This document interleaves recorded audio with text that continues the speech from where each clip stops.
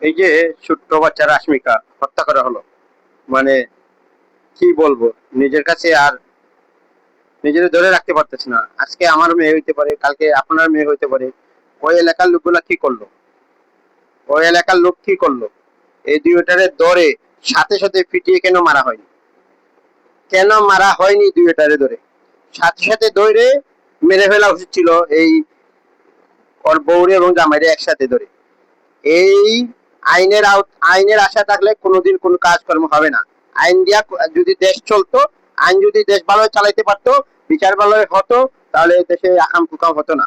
এরকম করার সাহস কেউ পাইতো না। প্রত্যেকটা এলাকায় দৌড়ে পিটাইয়া মাইরা বানানো দরকার। যে মাদার চুত্রা এরকম করবে, পিটাইয়া না মারালে এই ঘটনা থেকে মুক্তি পাবে না। আরেকজন দেখলাম আমিরে 10 লাখ টাকা দিতেছে। এই বেটা 10 লাখ টাকা দিয়ে কি হবে, একটা মেয়ে চলে গেছে, 10 লাখ টাকা দিয়ে কি হবে? 10 লাখ টাকা বড় কথা না, বড় কথা হলো এর বিচার করতে হবে দ্রুত, দ্রুত। 1 সপ্তাহের ভিতরে ফাঁসি দেওয়া লাগবে, দ্রুত ফাঁসি দেওয়া লাগবে, নাহলে জনগণ দৌড়ে পিটাইয়া মাইরা হলো রাস্তার দইরা, তাহলে দেশ শান্তি হবে। প্রতিটা এলাকায় এরকম করতে হবে।